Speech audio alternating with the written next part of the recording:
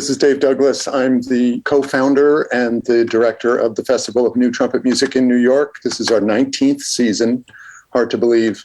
And this year we have trumpeters from 15 different countries, all kinds of time zones, 23 different sets. We're also celebrating Randy Brecker. And we have partnered for this special event with some great organizations all around the country. The Louis Armstrong House Museum, welcome.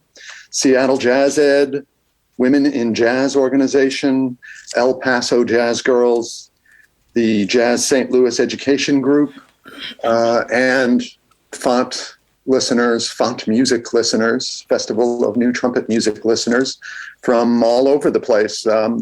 Tonight is our fourth night of music, 3 artists per night, and it's just been fantastic. So we hope that you will come back at 7 p.m. New York time and watch all of the wonderful music that is being made by trumpeters of all sorts of genres and styles. So this is a very, very special masterclass with Yazz Ahmed, who has so many accolades. I'm not going to slow anything down here by reading off the incredible bio, but let's suffice to say she's made a lot of wonderful records and videos and has such a unique style of playing and approach. She made a set for us last year in the festival, and so we thought, let's partner up and get her to talk about what it is that's happening, that's making all this wonderful music possible. And she agreed to be with us. So Yazz is probably on screen. Her name is not John Mardlin. Her name is actually Yazz Ahmed, and Zoom notwithstanding. And it's 5 hours later for her there. So this is 7:30 p.m. London time. And she's agreed to play some music, talk about how she's making it and where it comes from, and a little bit about her roots between Bahrain and the UK. Also, we will be fielding questions. You may need to be on the Festival of New Trumpet Music Facebook page, from what I'm understanding, but I'm going to be fielding questions and checking it out. And so we'll have some music from Yazz and some talking and some presentation. Thank you so much, Yazz. And then we'll open it up and I'll relay some questions that are coming in on the line for Yazz. So once again, everybody, thanks for being here. And here she is, Yazz Ahmed. Thank you so much. Hello. Thank you for the lovely introduction, Dave. Very kind words. Thanks. It's a pleasure to be here. It's also very strange talking to a camera. I can't see anyone. But hello, everyone out there. I'm gonna talk about my music, what I do, and play a bit, show you some examples. I've got some electronics here, so I'll show you some of those as well. But first of all, I'm going to play you a tune.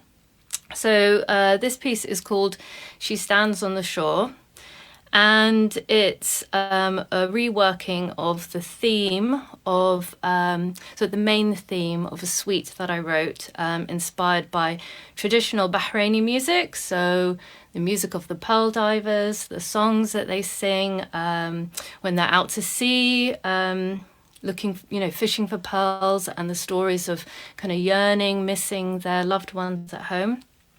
And also, a bit of jazz, of course. And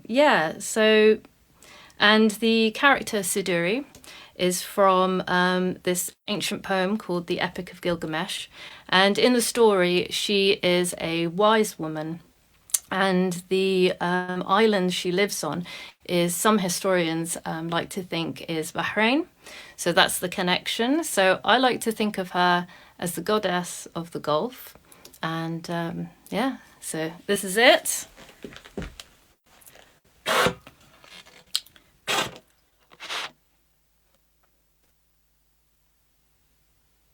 Oh yeah, and one more thing I should mention actually, I'm because of the pandemic, I've had to sort of change my setup. So I've been learning how to play solo sets. So this piece features a backing track that I made with my producer Noel Langley, and all the sounds, everything you'll hear is made just from from my trumpet and my flugel. And there's some hand claps I did as well. So just, yeah, keep that in mind. So here we go.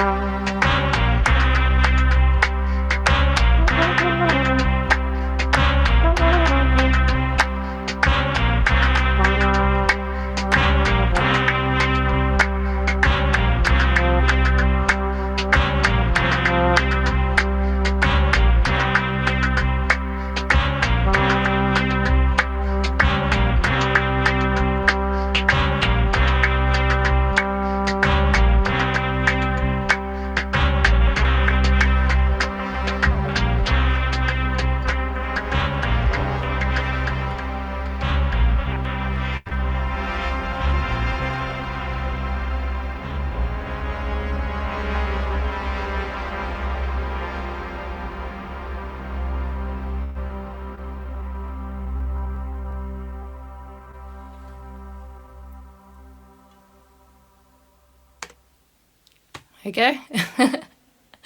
Thank you. Yes, that's called She Stands on the Shore. So, thank you, Dave. I've got a massive Dave Douglas in the room, which is a treat, obviously. Yeah, so, yeah, I mean, I don't know if you could hear that, but yeah, I used a lot of previously recorded trumpets in there. I mean, something I really like. I really like to use technology in my music. I think it adds extra layers and extra colors. I mean, the acoustic trumpet sounds wonderful, as well as the flugel. But I also like to find extra colors and things that the trumpet can't do.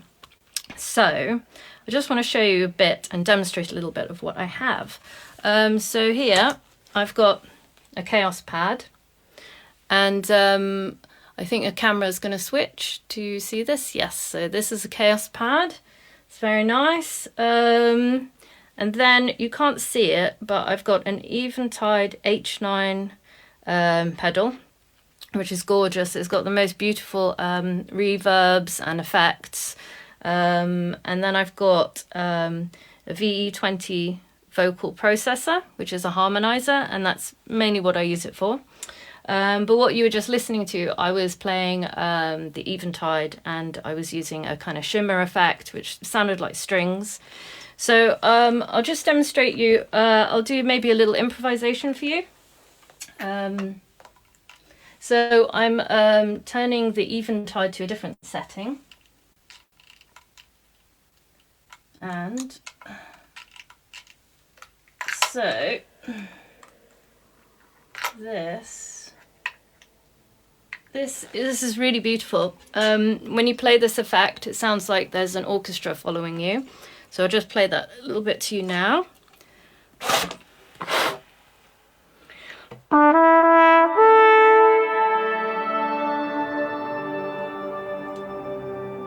So yeah, very heavenly. And I'm going to use a bit of the chaos pad, so a little demonstration.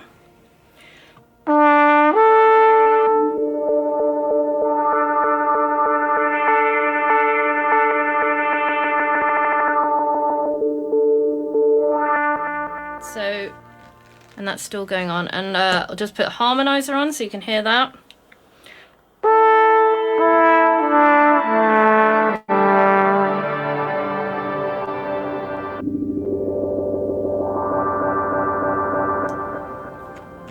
So, things I like to do, I like to sample myself and improvise along. So I'm going to attempt to do a little improvisation, just demonstrating those things. So here we go.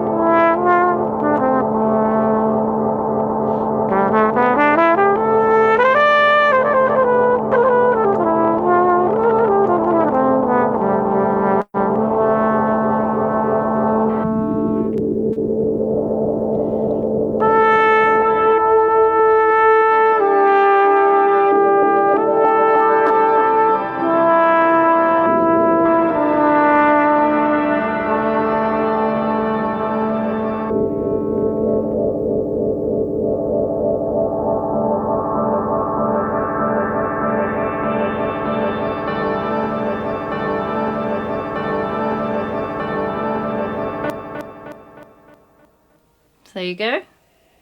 It's a little demonstration of my effects. So yeah, so my music, I write music that is inspired by my mixed heritage. So as I said earlier, my father is Bahraini, and for those who don't know where that is, it's a tiny little island in the Middle East next to, very close to Saudi Arabia and Dubai. And my mum is English. She's a Londoner. So I like to create music that, reflects that heritage that I'm really proud of. And my jazz influences come from my grandfather, who was a jazz trumpet player in the 1950s. He used to play with Tubby Hayes and Ronnie Scott and John Dankworth, and he was also a record producer as well. So that's where my jazz influences come from. So I thought I'd play you a piece of music and also just talk about the Arabic scales and the rhythms that I'm interested in, and how I fuse that together. So I'm going to play you just from my laptop studio recording of a piece of mine called A Shoal of Souls.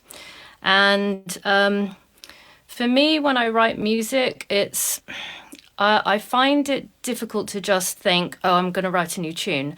I have to have really a story behind it, some sort of inspiration to get my imagination going. So this piece is inspired by the artwork that Sophie Bass created for Les Saboteurs. If you're not familiar, please check it out, of course. And it's inspired by Sufism.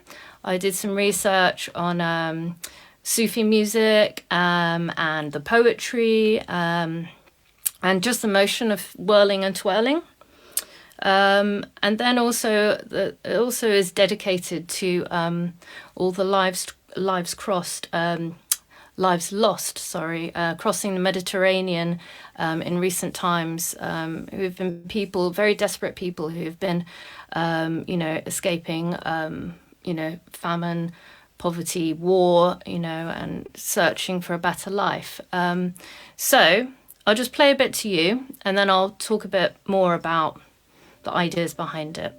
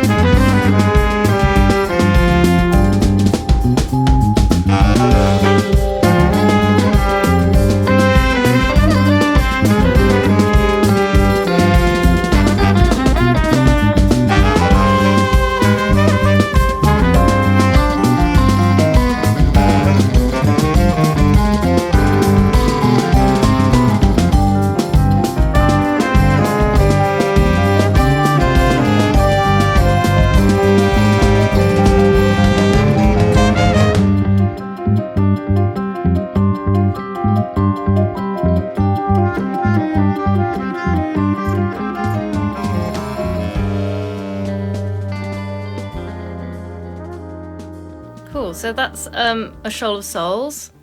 And thank you.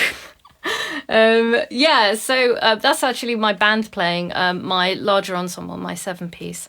So just to tell you a little bit about how I came to, well, what you heard. So the whole piece is based on the root of a G root. And the scale is an Arabic scale, and it's called Hijaz scale. And a lot of Arabic scales are related to Western scales, so they're not all of them have quarter tones or strange tuning. Some of them are quite, relatable, to Western music. So the Hijaz scale is actually harmonic minor scale, but starting on the 5th. So yeah, see if you can work that out. So the whole melody is based on that scale. And I made patterns, and I experimented with, shapes, and tried to make my own harmony, because, this is strange new scales. So a lot of my writing is very experimental. So I'll just play around, at home on the keyboard or whatever. And also this piece is actually very Bahraini, because it features, I think, 4 traditional Bahraini rhythms. And I want to play you from my score. So this is from my Sibelius score, so it doesn't sound so amazing, but I thought I'd just play you the different rhythms. So the first one is called Dawari rhythm. So I'll just play that to you and see if you can remember the melody. It's kind of based basically on these rhythms. So I'll just play it.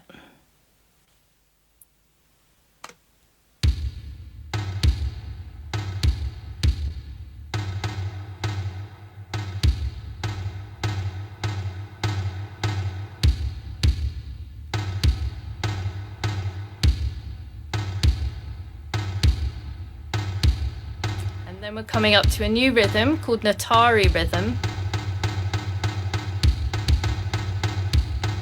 Now this is Bessa rhythm.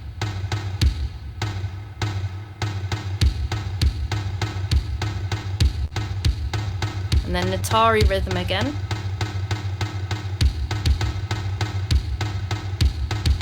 So these rhythms are not really in 4/4, even though the piece is in 4/4. But I just thought it would be cool to try that, even though it's not, the right kind of, doesn't fit quite right, but it sounds cool.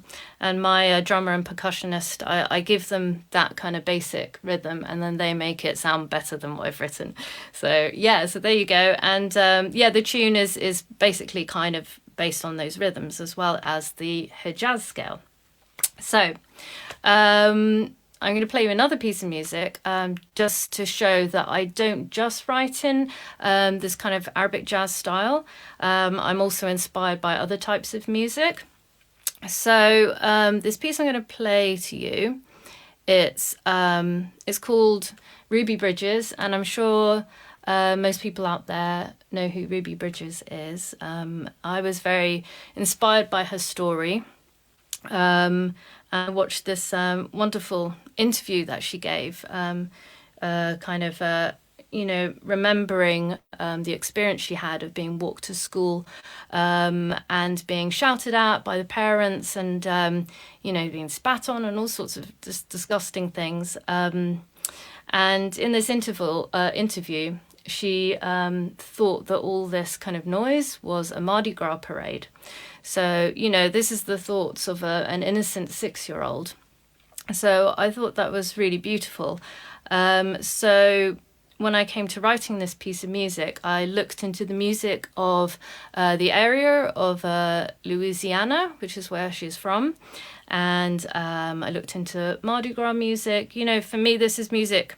It's I never grew up in that kind of style. So it's, I suppose, quite new to me. So I created my own interpretation of that music.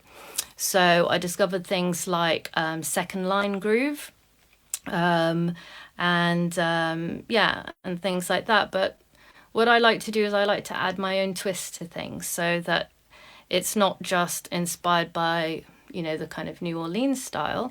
It's, also inspired by my influences. So one of my influences is the great trumpeter, flugelhorn player and composer Kenny Wheeler, who sadly passed away a few years ago.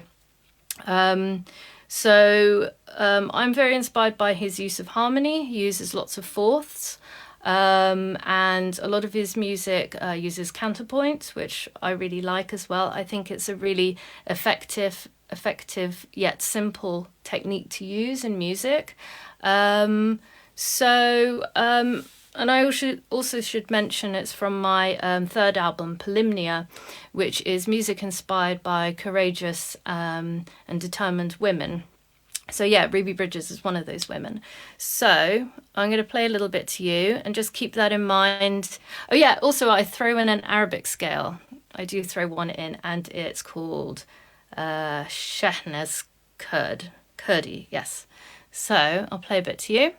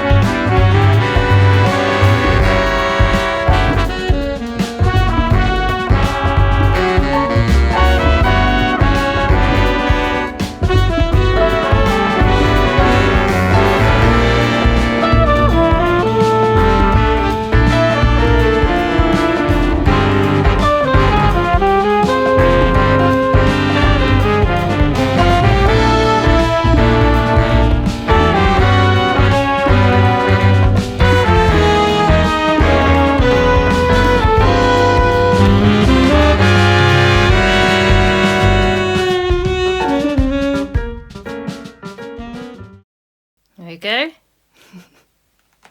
Thank you. So that was Ruby Bridges. Also, what I like to do with my music, I'm really interested in all sorts of music. I have a very eclectic taste in music, and one type of music I'm really interested in is electronic music. And for my last two albums, I've been working with electronic artists to remix some of my tracks. And a DJ called DJ Pleed, who is from New Zealand, originally Lebanese Swiss. He remixed this track, and I think this track is very his remix, his reimagining of this piece is very elegant. He's very, he's been so clever with, I don't know if anyone knows what a remix is, but you chop up, I send them the stems, so I send them like the horn parts, the piano parts, blah blah blah, and they take those up, they chop them up in Logic or Pro Tools or Ableton, whatever music programming you're using, and just kind of changes the rhythms, changes the pitch, and adds its own thing. So I'll play it to you so you can understand a bit more. So this is the remix of Ruby Bridges.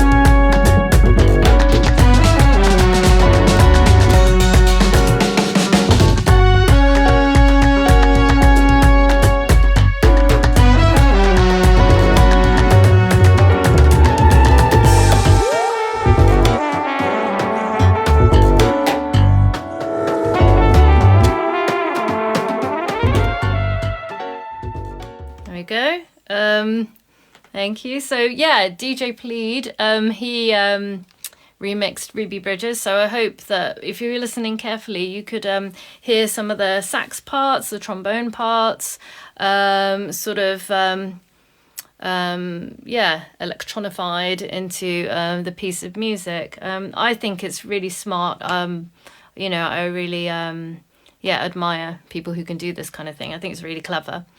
Anyway, so that's a little bit about me and my music.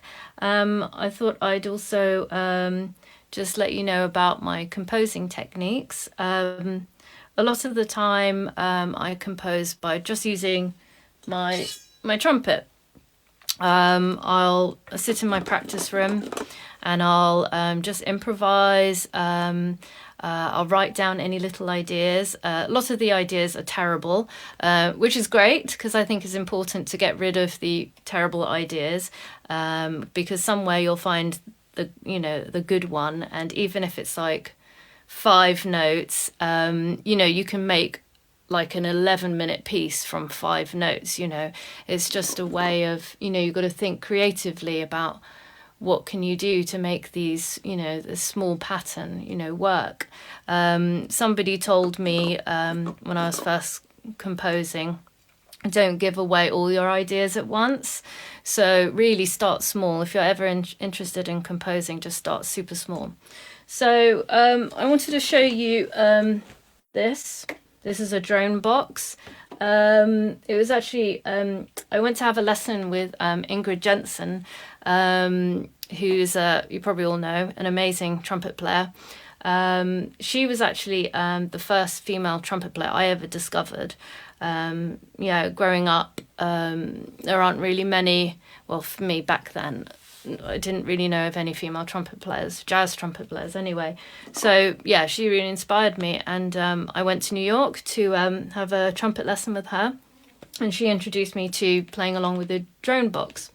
So I used this to practice long notes, but also to improvise along to. So what I like to do is I'll turn it on.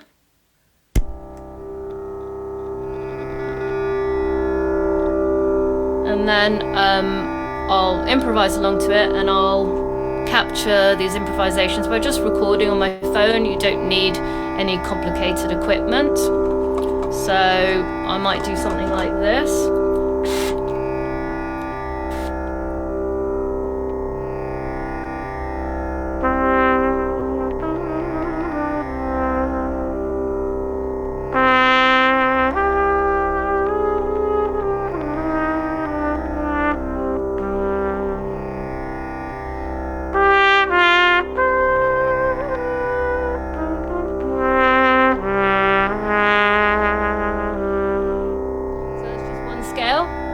Quite dark, so I might try a sort of brighter scale.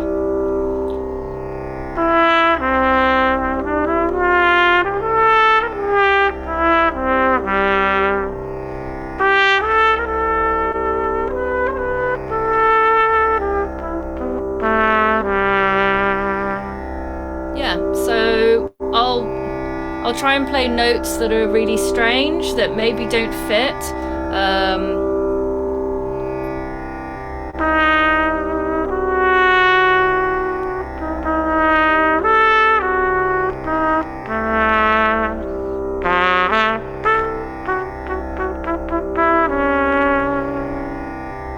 So yeah, I'll just play along and find the ideas I like. So yeah, that's a bit of that.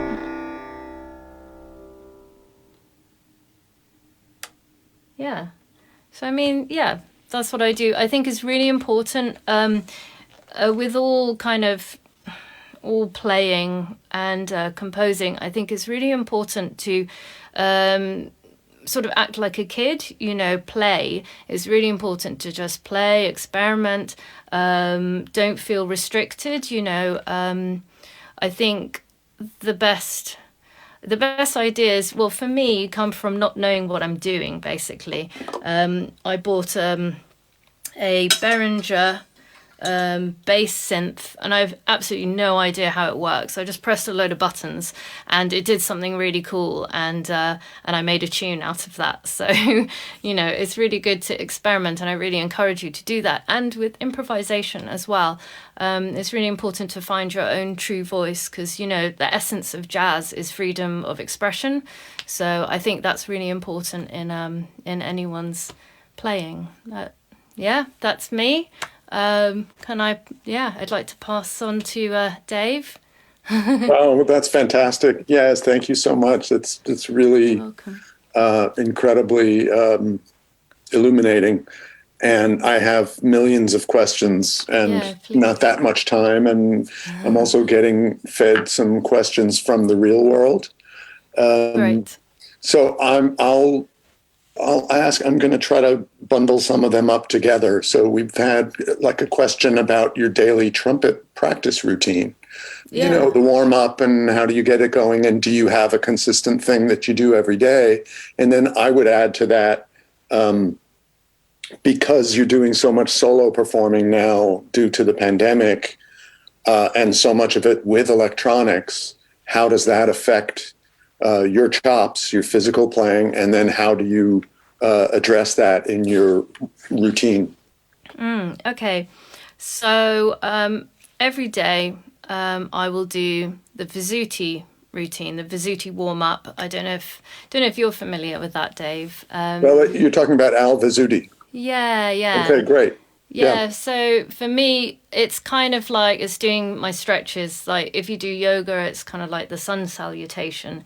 So every day, even if I'm not practicing, I will do the routine. So it starts off with buzzing, which is a really great way to open up your sound, and then does some tonguing, long notes, flow studies, finger studies. So for me, it's a really good way to wake everything up.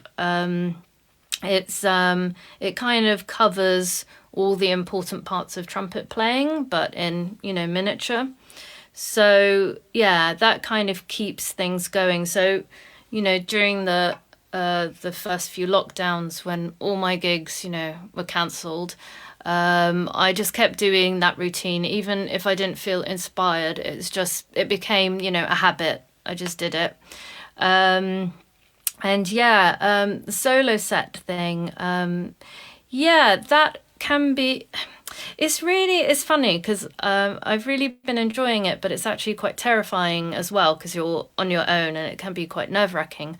But there's a really nice sense that I don't have to rely on anyone else. I don't have to think about my members in my band. I don't have to worry, oh my gosh, is my bass player in the wrong place? Oh, I've got to help them or whatever, I can just be on my own, kind of composed and just do my thing.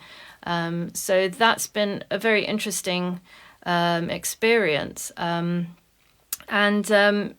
Also, I don't know if any other trumpet players, working trumpet players, have had this experience, but after not playing for so long, and then you do a gig suddenly, it feels very different. When you're a trumpet player or any brass player, it's a very physical instrument, and so when I'd go back on stage, I felt instantly really tired. I felt like I'd lost my strength. After doing, loads of gigs every year, touring all over the place. And then, doing one gig after like 15 months is quite a shock. So it did make me realize that, you've really got to put a lot of work into trumpet playing. But you obviously can't practice for a gig, that's it's a bit hard to do that. But I think really important. Even if you don't feel inspired, just try and do a routine every day. Sorry, it's a very long answer. There you go.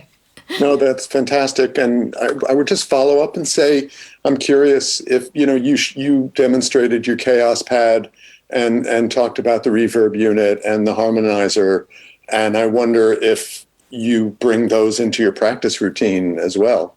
Yeah, I have done. I mean, when I first got my Chaos Pad, I did practice it like an instrument, like my trumpet. I go through every single setting and write notes in a notebook, just trying to think about things, sounds and techniques that I like. And same with the other things that I have, the harmonizer and the eventide. So I studied them like the trumpet, basically. And I do practice occasionally, not so much these days, because I kind of know what they do now. But I would sort of practice improvising and using the effects pedals in all sorts of ways, just combining sounds and seeing what works and what doesn't. So yeah, I did a lot of practice before with my electronics, but not so much these days unless I've got a performance coming up, and then I kind of refresh my mind. Can you mention the exact models and makers? Yeah, sure. Some people may have missed it. It went by quickly. Yeah, and okay. I might be one of them. So we have the Chaos Pad, which is by Korg. It's a very kind of old effects unit. I'm not sure if they still make them. I got mine from eBay. I try and get most things secondhand because I'm cheap. And then the Eventide pedal. It's called Eventide H9, and it's the H9 Max. That's what I have. It's got 99 presets. Great. And the other one, the VE20 vocal processor, is by Boss. And again, I got that from the internet, secondhand. So, you know, you don't have to spend a fortune if you want to try out electronics, because a lot of people are selling them secondhand and they work Yeah, fine. So, yeah. that's great. You mentioned your grandfather in passing, Yeah. and I just wanted to ask, what was your grandfather's name, and what Yeah. was the music that he played? If there was any Bahraini influence, or was this on your mother's side, this Yeah. grandfather? So this was on my mother's side. Hmm. So my mum's dad. His name was Terry Brown. Yeah, so the music, he was very, so it was London, you know, in the 50s. So very much inspired by bebop, and also music from the Caribbean. You know, London is very multicultural, and there are a lot of people from Caribbean heritage. So a Hmm. lot of that kind of music got mixed up, and, you know, fused with the music he played as well. Yeah. And then he became a record producer. He left the trumpet, and he produced all sorts of music from very contemporary British jazz.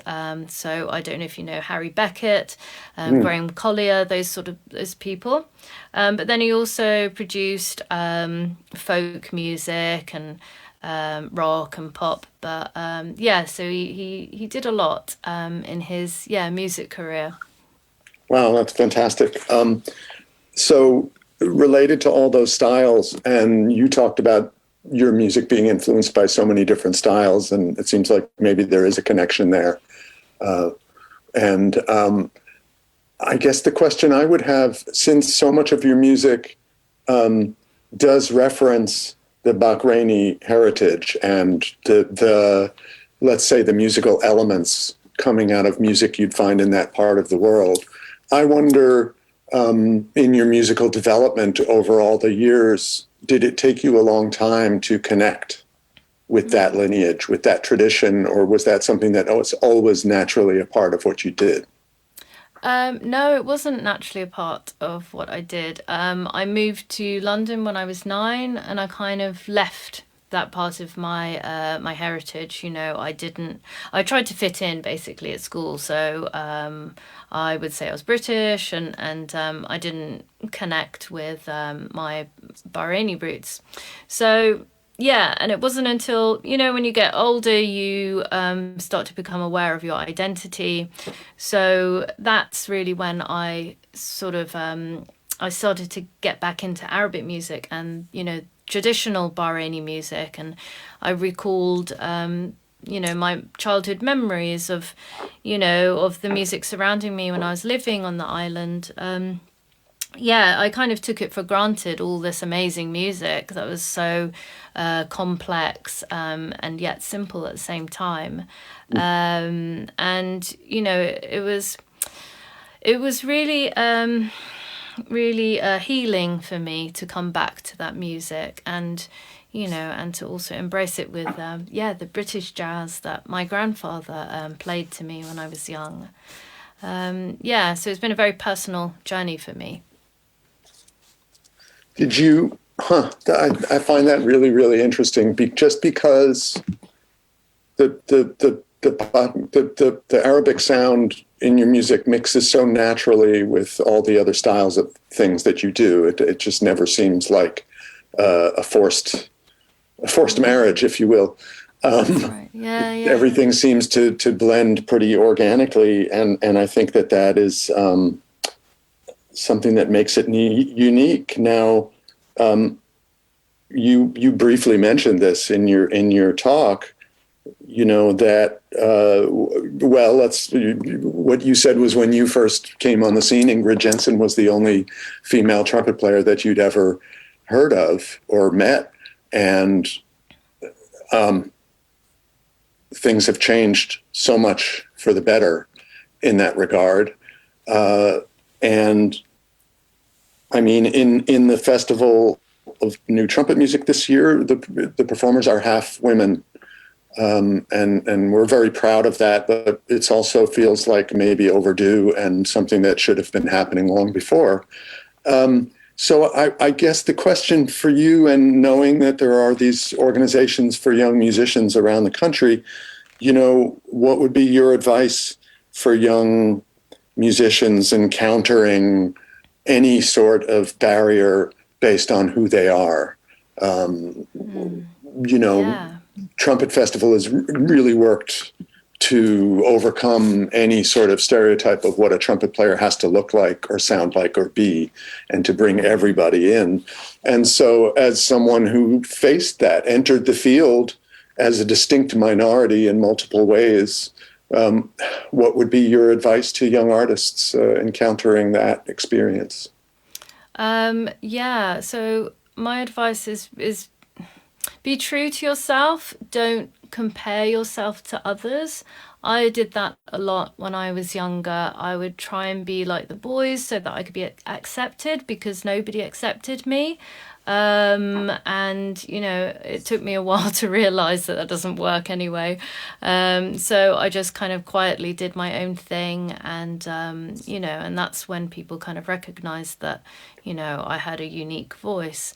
But I think talk to people if you're feeling insecure. I think it's really important to talk to other female players, so you have a bond, a support group. It's really important to have people who can encourage you and support you, and and also speak to guys as well, because I think a lot of male musicians don't know what's going on in our heads.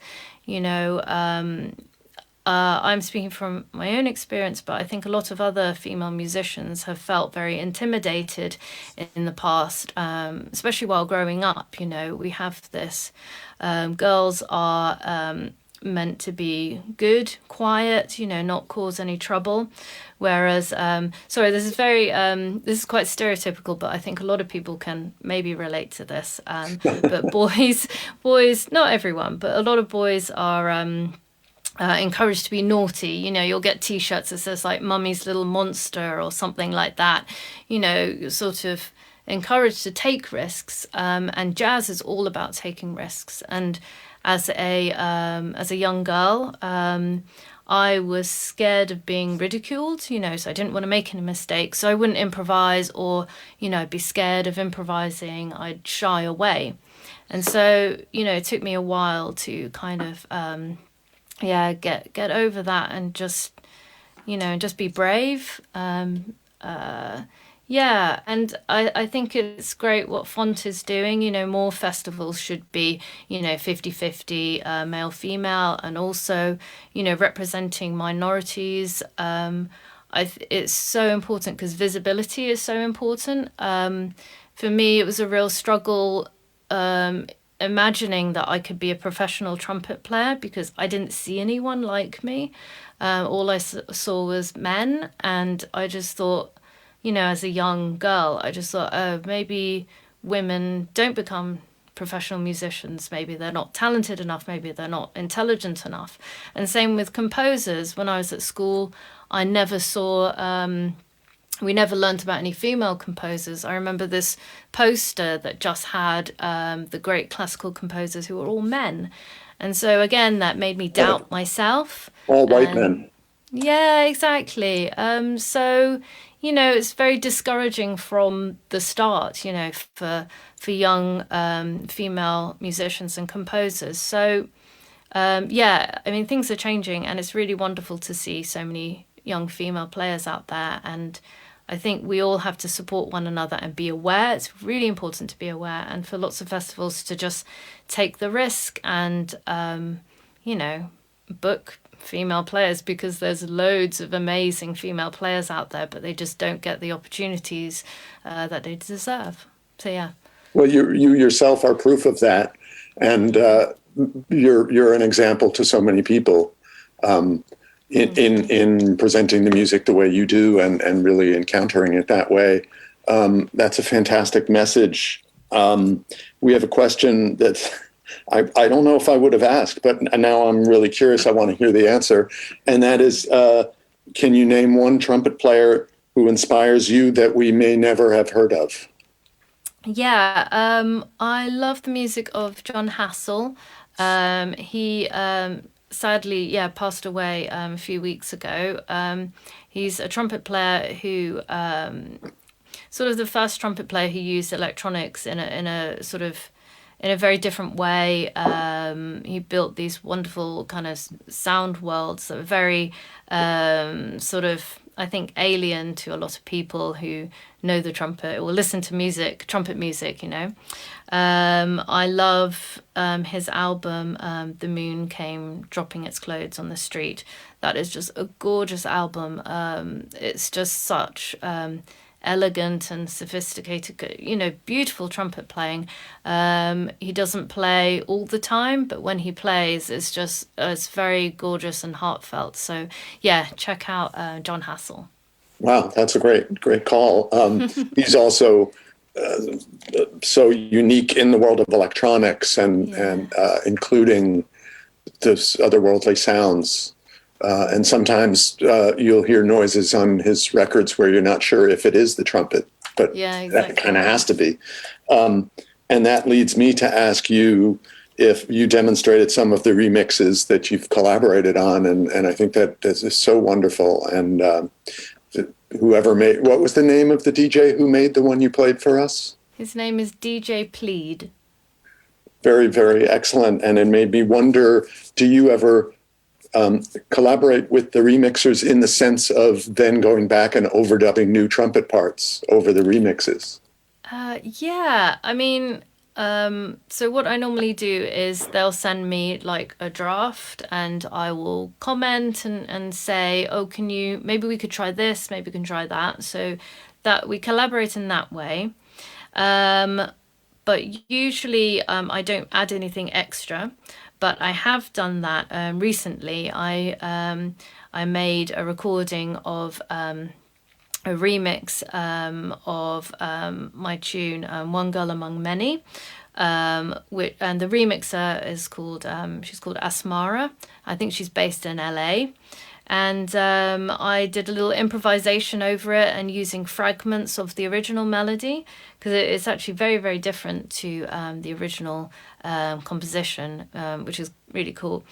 Yeah, so that's the only time I've done that, added to a remix. I can't wait to hear that. I'm not aware of that, so I will check that out for sure. We kind of have to wrap up here, but I just wonder, since this is a U.S.-based festival, I mean, our headquarters in New York, but it's feeling less and less like a New York festival with artists from all around the world, Australia and South Africa and London, of course, and California, which is almost equidistant for us. You know, it's the same country nominally. But are you coming to the States anytime soon? I know that the pandemic has, put a hurting on gigs for all of us. But do you have any plans to be over here at any point? Yeah, it's really upsetting because I was going to be touring the US and Canada in June 2020. So obviously that had to be cancelled. So we're working on trying to get those gigs back. So nothing concrete, but hopefully next year. Hopefully, fingers crossed. Yeah. And where can people follow you so that they know how to find you and that they're aware of when you do come and they can come hear you? Okay, so if you go to my website, yazzahmed.com. There are all the links to Instagram, Facebook, Twitter, YouTube. All of those links are there, so it's probably a good place to go first. And I usually advertise my gigs as well, so you can keep up to date in that way as well. That's wonderful. Thank you so much.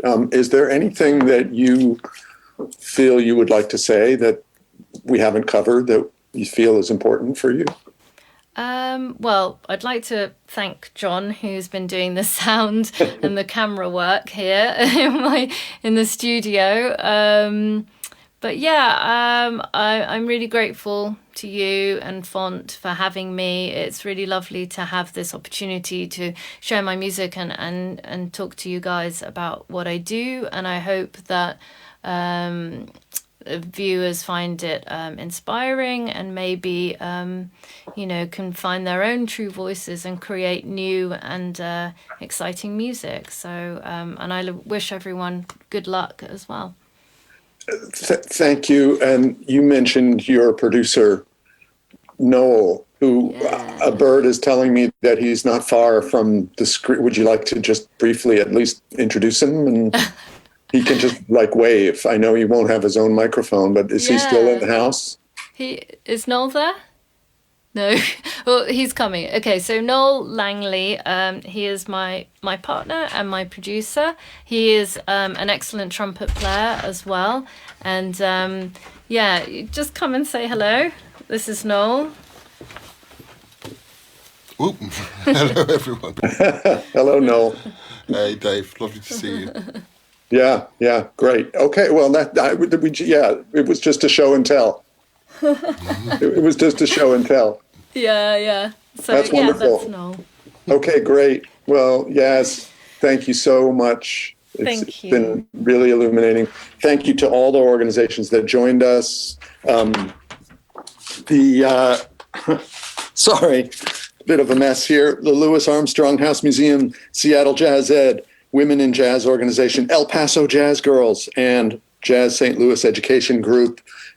Just great to hear all these wise words and wonderful music going all across the country and around the world. So, as every night for the last few nights, 7 p.m. New York time, there are 3 more wonderful sets coming. Sheila's set is tonight, isn't it? Do you know her? Oh, yeah, I do know Sheila. Yeah, she's wonderful. Tell me a little bit what we should expect from Sheila Maurice Gray, also from the UK. Yeah, so she's influenced by lots of different types of music, very strongly influenced by jazz, but also music from the Caribbean as well, and parts of Africa. I can't be too specific, I'm not sure, but I'm sure you'll have a really lovely time listening to her. She's a wonderful trumpet player, very young, and it's been wonderful watching her grow as well, because I've known her since she was quite a little girl and a student, and it's great to see her doing so well. Oh, that's great. So this evening it's Lina Alemano from Canada and Sheila Maurice Gray from the UK, and then from Switzerland, Lucas Fry, who has been behind the scenes at Font Music for many years, and this year is also presenting a set of his music. And we'll be going until September 15th, on which night there's a very special celebration of Randy Brecker. So I hope you can all join us. And once again, thank you, Yazz Ahmed. So great that this worked out, time zones and everything. So thank you so much and take care. And we'll hope to see you stateside sometime soon. Thank you. Yeah.